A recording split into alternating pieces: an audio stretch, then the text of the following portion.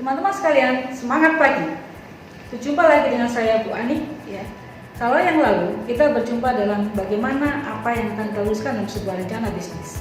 Kali ini kita akan mencoba untuk menyusun bagaimana atau apa saja yang akan kita lakukan dalam menyusun rencana bisnis.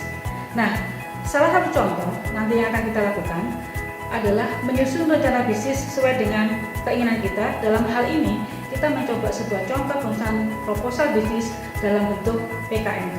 Apa itu? Adalah program kreativitas mahasiswa dalam bidang kewirausahaan.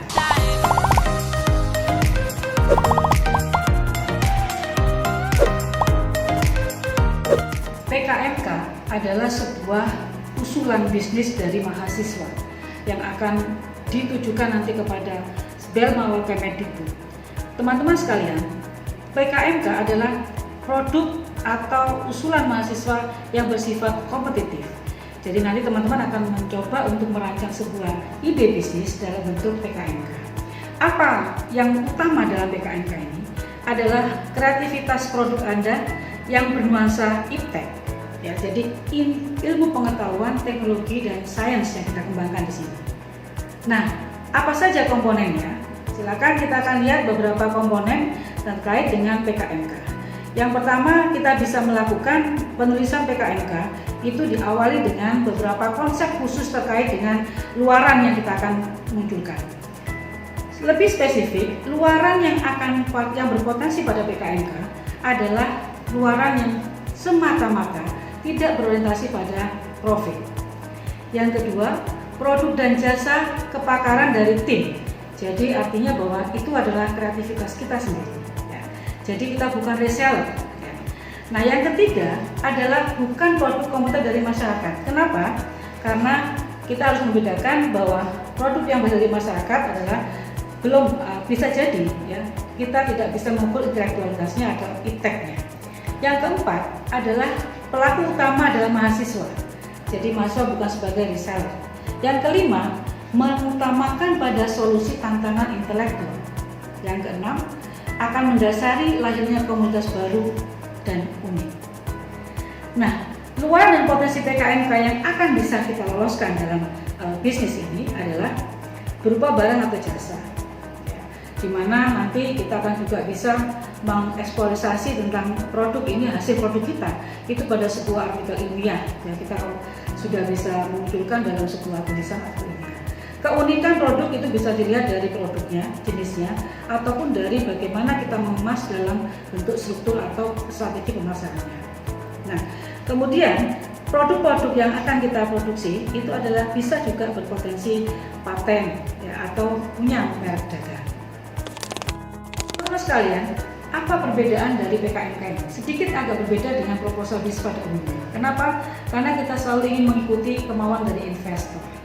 Yang pertama adalah di pendahuluan, alangkah baiknya kita menuliskan sebuah latar belakang bagaimana kemungkinan atau alasan yang mendasari mengapa produk ini akan Anda ciptakan.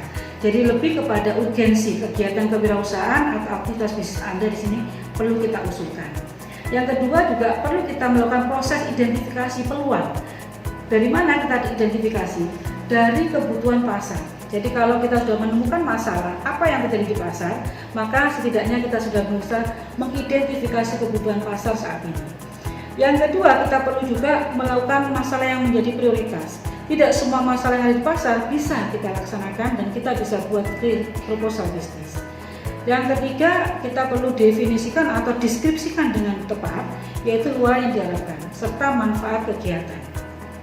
Nah, gambaran umum yang kita perlu lakukan yang kedua, bagian kedua adalah mencoba untuk menuliskan gambaran umum rencana usaha. Apa yang perlu kita lakukan di sini? Uraikan kondisi umum, lingkungan yang menimbulkan gagasan menciptakan kegiatan usaha.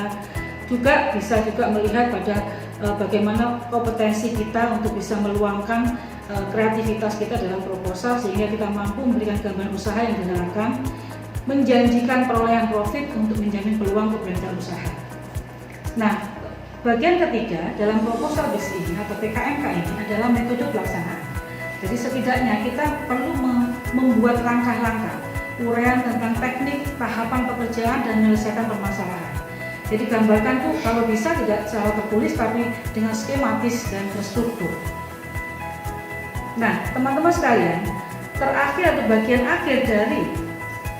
bagian dari proposal bisnis atau PKMK ini adalah analisis keuangan.